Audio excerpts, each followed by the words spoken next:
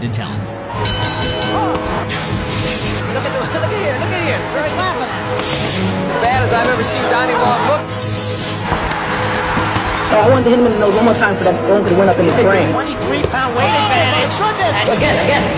Who's the last guy to stop? It's an important learning experience for Mike Tyson. He's going to have to be able to handle. Run-of-the-mill journeymen like Mike Jamison, for example, put up a better fight than proven contenders such as Jesse Ferguson, just as Larry Sims posed a more attacking threat than the likes of Mitch Blood Green. I'll fight any man alive, and I feel like I could beat anyone in the world. Every size, shape, and stature was dealt with in the same dominant fashion.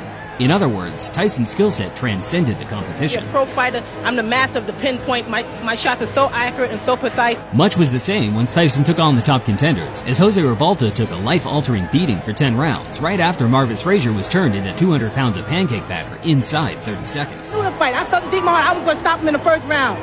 It usually takes a fighter, especially a young fighter, a few years of experience before they reach their peak. But in Mike's case, he appeared to be the finished article before he ever stepped foot in the squared circle. If I'm going to do this, as soon as I get in the ring, it's a whole different story. I'm the killer then.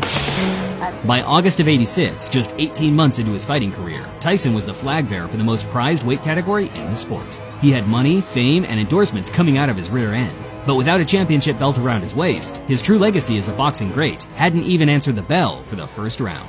But HBO has announced just a couple of hours ago that we will air a series of heavyweight championship fights that will lead to the unification of the heavyweight championship, basically for the first time since Muhammad Ali. It was at this point, Don King Promotions and HBO teamed up to eliminate the Deadwood from the rankings, launching the now fan favorite Unification Series, which saw all the major title holders and top contenders from each governing body battle it out in a knockout-style tournament that would see one fighter crowned as the undisputed champ within a short time span of only 18 months.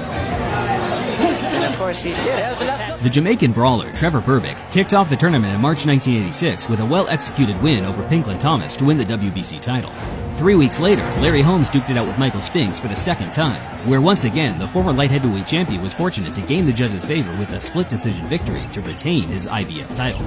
Terrible Tim Witherspoon was the first fighter to bag a knockout in the tourney, beating Frank Bruno into submission after 11 rounds of back-and-forth action.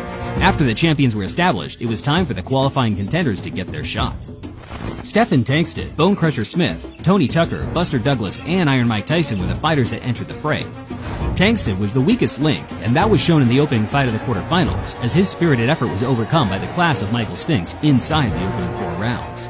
Next up was the big one, as the newly crowned WBC champion Trevor Berbick put his title on the line against the youngest and most anticipated entrant to the series, Iron Mike Tyson. Well, Mike Tyson is with us now live from Los Angeles. Mike Tyson has every reason to be confident. Mike, is there any way in your mind that you can see you losing this fight? No way. Perhaps if I chop off both of my arms. He's really going after the knockout now. Big left hook, big right hand by Berbick. Berbick really working for the knockout here. Trevor Berbick's road to the title was the opposite of Tyson's. He was a low-skilled brawler, an aggressive inside fighter that had to overcome the odds on numerous occasions before the wider boxing community took him seriously. Larry Holmes seemingly plucked Berbick out of nowhere during one of his routine Bum of the Month title defenses, yet the Jamaican showed himself to be durable and capable of fighting at top level, pushing the Easton Assassin the full 15-round limit. I have so many people to beat, not just Berbick. Berbick participated in the drama in the Bahamas soon after the Holmes defeat, where this time he overcame the legendary Muhammad Ali in the Louisville Lips final career bout. The entire event left a sour taste in the mouth of sports fans around the globe. Ali was at his most vulnerable, in need of money but physically incapable of competing at high level due to his crippling Parkinson-like condition. Berbick threw the kitchen sink at the all-time great, particularly in the closing rounds, which didn't exactly help build a positive image for the rising contender, instead leaving a large group of fans eagerly anticipating his comeuppance. Berbick went on to beat the popular rising Ali clone, Greg Page, in the coming months, proving once more that his endurance and aggression could negate the skill gap between himself and the array of uber-talented contenders at the time. David Bay, Mitch Blood Green, and Pinklin Thomas were the other notable fighters Berbick beat on his way to securing the WBC title. By this time, his reputation was that of a fearsome, muscle-bound aggressor with the ability to drag superior boxers into dogfights that suited his style. I used my own. You see what mine did? Mine bust him up, didn't it? Oh, I got some power on my left. Tyson looked set to be his most formidable challenge, yet the same emphasis was felt on Iron Mike's side, with even more elevated pressure due to Berbick being far and beyond his toughest test on paper in the professional ring. This will be the WBC Heavyweight Championship of the world. On November 22nd, 1986, Taysen became the youngest ever challenger for the heavyweight title at just 20 years of age. The reigning champion, Trevor Berbick, entered the ring in the best condition the boxing world has ever seen. Once Mills Lane delivered the fight instructions, the two were ready for battle. His whole life has been for this night, but Trevor wants to prove that he's one of the great champions. Let's see how long his reign lasts. Mike Taysen kind of feeling him out here, but he goes with that right-hand lead right away. Standing toe-to-toe is not the way. If he doesn't pump that jab in the face, Taysen will come right through him. Taysen with the left bounces it off the forehead of Trevor. Trevor tries to work underneath. Taysen will have no part of it. Notice the movements ahead of Mike Taysen as he takes a light left jab. Taysen will be able to get underneath it. Oh, wow! With a right, another left hook that just raises. Trevor, with this bravado, could get in some big trouble in a hurry. Berbick is standing directly in front of him. That is, a left hook that really caught him. But this is a poor fight plan. Oh, the right hand gets him behind the left ear. Berbick tries to push him off. Not the way to keep him up. Notice the lazy left. Watch Taysen load up with left and right. And what just in round one. Taysen clips him with a right left that time. As soon as, a right hand, but the left hook right there. Notice Taysen throws him in twos and threes.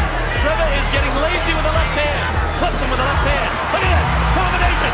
And Berbick ready to go, but he stays on his feet. Another right hand clips him. He can't take shots like this very long. Wow, with the right hand is Mike. Again he's won. Catches him with a left hook. Trevor's ready to go again. Taysen knows that he can score at will now. Berbick doing nothing like he did against Bigland Thomas. Fighting in the wrong position. Not using the jab of the bed. Taysen started perfectly, beating Berbick at his own game on the inside, timing his power punches, asserting his dominance in what was always going to be an explosive, phone booth-style fight.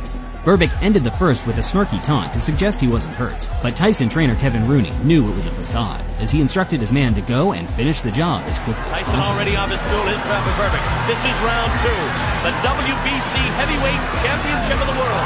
Trevor Berbick and Mike Taysen. Taysen goes to work right away, and he gets Trevor in trouble, and he's done! A beautiful overhand right set Berbick up for the first knockdown of the fight inside 10 seconds. The Jamaican made it back to his feet, but the shot to his equilibrium left him off balance and powerless to Tyson's ruthless attacks. Here comes Taysen again. He knows he can hurt him anytime. Left hook, right hand, holding off Mike with the left. And you see the... Instead he goes to the body downstairs, catches him with the right hand. Look at these shots. Bangs the body. Wow, that uppercut is Taysen. Catches him with the right left hook, and he goes down. He goes down. He should be able to get up from this. His legs may be shut. They are. As Trevor Berbick falls back in the rope. I don't know if he's going to be able to continue. After numerous flush power punches, it was a simple grazing blow that sent Berbick down and eventually out for the count as he stumbled across the ring, trying to desperately regain his composure. Taysen had done it. He broke a 30-year-old record set by another custom auto-trained fighter in Floyd Patterson by becoming the youngest heavyweight champion in history, a record that is still set in stone to this day. Well, the moment I waited for all my life since I started the game of boxing, with my trainer, Kevin Rooney, and I want to get in here. We sacrificed so much and we put in so much, and I just knew we couldn't fail. I refused to get hurt, I refused to get knocked down, I refused to lose. There's no way in the world I was going to go out this ring walking. I had to be carried out. I had to be dead. There's no way I was going to leave this ring alive. I was coming to destroy and win the heavyweight championship of the world, which I done. And I'd like to dedicate my fight to my great guardian, Customato, and I'm sure he's up there and he's looking and he's talking to all the great fighters and saying his boy did it. He's smiling, that's right. It was reported that Taysen was so overjoyed by his achievements that he just posed in front of a mirror with his new belt for hours after the fight. Customato predicted his man would be the youngest heavyweight champ, and there he was, moments after his supposed toughest test, without a mark on his face and a belt around his waist. He did his old master proud. Trevor Berbick is a mysterious, eccentric character. After the Taysen fight, Berbick maintained a steady career as a gatekeeper in the heavyweight division. He never worked his way back to title contention, but that was likely due to his private life taking a dark U-turn after losing his title. And I don't know what went down, but my experience with Mr. Trevor Berbick and the people, he was kind of